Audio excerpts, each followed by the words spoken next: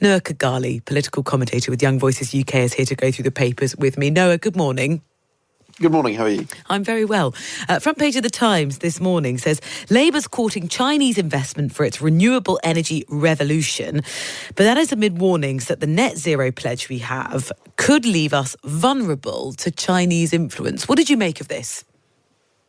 Immediately, this is an incredibly concerning story to me. There seems to be this false situation which Labour are potentially even tricking themselves into believing, where they're convincing themselves that the biggest threat to our energy future is absolutely net zero, and therefore we must hand the keys to that future over to a state which, if not actively hostile, has a decent chance of becoming hostile in the future. It's an incredibly concerning story, seeming that apparently the UK government is courting Chinese investment into our wind turbines and the actual mechanics of how those run. It's something that the Tories faced a problem with solar panels as well, and the Tories abandoned part of an £800 million contract to put solar panels on public buildings because they couldn't be sure that the supply chain was free of human rights abuses, and that's something that's bound to come up with this as well. We're already working with them. Analysis by the Times has found that Chinese businesses have funded or provided parts for at least 14 of the 50 British offshore wind farm projects in operation or in development. I mean, we're already doing business with them. Absolutely, and this is in part a global problem. So worldwide, Chinese companies are involved in an incredibly high proportion of those parts needed for wind farms. And that's going to be a challenge that the whole of the world that's moving towards this net zero wind future is going to have to grapple with at some point. If there's a situation in which, say, something sparks over Taiwan and China essentially pull out of supporting any Western infrastructure, what are we going to do in that situation? Because we've got essentially no domestic capacity to produce the parts needed for wind farms.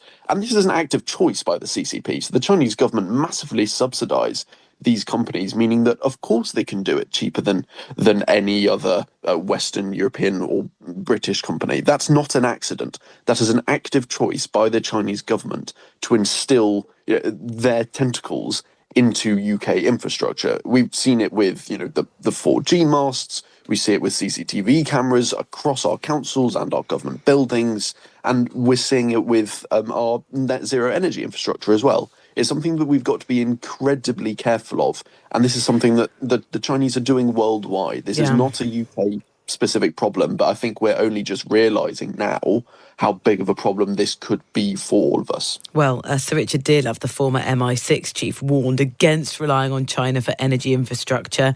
The Energy Secretary Miliband is travelling to China in the next few months to talk about how that relationship can be developed further. It's well worth a read on the front page of the Times. I was looking at the Guardian today, and Noah, I'm sorry to sort of categorise you as the voice of young people this morning, but this was quite surprising. 1 in 5 Gen Z and millennial Britons prefer the idea of strong leaders without elections to democracy. What's going on here, do you think? I think what this tells you is there's a whole generation of young people, and this goes up to 45, so, it's not just an 18-year-old problem, are starting to feel like the system has failed them. And that's something you're seeing with the rise of populism across Europe and America. And it's concerning. It doesn't necessarily mean, obviously the question itself was phrased in a very specific way. It was which would be the best system for running a country effectively, which isn't technically asking what they would like to see. Mm-hmm. And there are lots of moral imperatives for democracy that may not be the same as the most effective Leviathan-esque form of government, but it does speak to a generation of people that feel like they're not getting the same chances, the same privileges, the same opportunities as those that maybe came before them.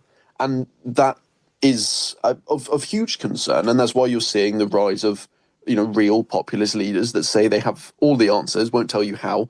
But that's kind of the eternal trick that we have to face, isn't it? Yeah, and maybe particularly those generations feel there's been quite a lot of chaos politically in their adult lives while they've been sort of making decisions, whether that's about what job they have, what flat they can afford to rent, what house they can't afford to buy. It's a really interesting read. I want to look at the Telegraph, who says the cabinet have been told cuts must be ruthless. I mean, that feels almost inevitable given the current climate. Yes, absolutely. I think the Chancellor's economic plan has stumbled and fallen at pretty much the first hurdle that it could have. And it looks like, either there's going to have to be pretty drastic cuts or, pretty meaningful tax rises. And both of those things have either been promised to not happen or are going to be incredibly unpalatable to Labour backbenchers, who I'm sure are going to start baying for blood soon. And I'm not sure how much longer Rachel Reeves will be able to survive. I'm not saying she's going to go soon, but you start feeling like, this isn't she may not be in that role in a year's time, potentially, because you're going to have to give those Labour backbenchers who are going to be asked to essentially renege on almost every principle that they ran on quite quickly. There is a frustration here, to go back slightly to the China issue, that we are planning now, and apparently it is close to being agreed, to spend billions of pounds asking the Chagos Islands to be returned, in quotes, to a Chinese ally. And that's an easy £9 billion or whatever it is that could be saved overnight. So I can give that to the Labour government for free. That's a huge saving that they could make, but of course they won't. They will go for the local councils instead. Well, we know that the government has put in a spending review. Departments were told you had to make sort of efficiency savings worth 5%. One thing that they've said they've sort of ring-fenced funding for is things like reducing NHS waiting lists. But that brings us to the front page of the Mail that says hospitals left over 500,000 patients waiting on trolleys in A&E for 12 hours or more last year. And this data comes before what we've seen in the last couple of weeks of, some people waiting up to 50 hours in A&E, hospitals declaring critical incidents because they were just over capacity. Why can't we get a handle on this, Noah? It's such an awful story, isn't it? And it feels like something that happens every year, which really does make it worse. There's some A&Es that are running at 200% capacity, and ambulances in 18 deep queues outside waiting to get patients into hospital. It's just an awful story, but it speaks to the fundamental need to recategorize or reevaluate how we run our National Health Service and explore new options. And that might mean having to look towards a more European hybrid and state model, where we look to alternative sources of funding, organisation, and really try and modernise this system. There's a reason that most countries in the world don't use it, and it's because it doesn't really work that well. We need to be open about re-looking at, the NHS is wonderful, but it's not perfect, and we need to be very honest about that, and not just have the occasional soundbite where we say, okay, we'll look at it, and really get to grips with reorganising, reevaluating and modernising. What are you suggesting? I mean, we're going to hear a lot about modernisation a little bit later today when the government lay out their AI plans and how AI is going to help improve public services. Are you suggesting that the NHS, as it's funded right now, is not sustainable? Absolutely. We pour an incredible amount of money into it, and it doesn't ever seem to really produce the results that we're looking for. And the answer from every new government or policy proposal can't be just, it's another 100 million and then it'll be fixed. That's not worked before, and it's not going to work now. We need to be honest about that. And unfortunately, it's not something with the rhetoric that Labour have created around the Conservatives, it's not something the Conservatives could ever really do, because Labour would just say, look, you're selling off the NHS. Labour have an opportunity themselves over the next 5 years or however long this government lasts to try and fix it, look towards Europe, learn from Europe, and fundamentally change the way that the NHS works. at the moment, it is a bit of a black hole. We are pouring an incredible amount of money into it, and we don't actually have that money to spend at this point.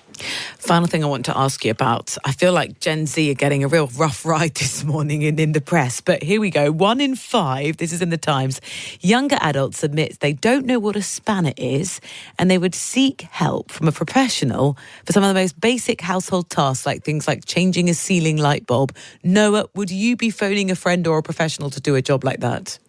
I must admit that I laughed a little bit when I first read this story because the headline was about the light bulb, and I was feeling, very proud of myself. And then I scrolled a little bit further down, and it mentioned changing a windscreen wiper on a car, and that it took only under a minute. And mine has been squeaking for ages, and part of me just had no idea how to do it, or that I could just do it myself in 30 seconds. So my pride at being able to change a light bulb dissipated quite quickly when I realised that I was one of those people that was being talked about. There is something here that we're losing practical. I mean, I grew up, my dad just absolutely instilled in us a sense of DIY, fix it, sat us down and taught us to do things like work out how to change a plug.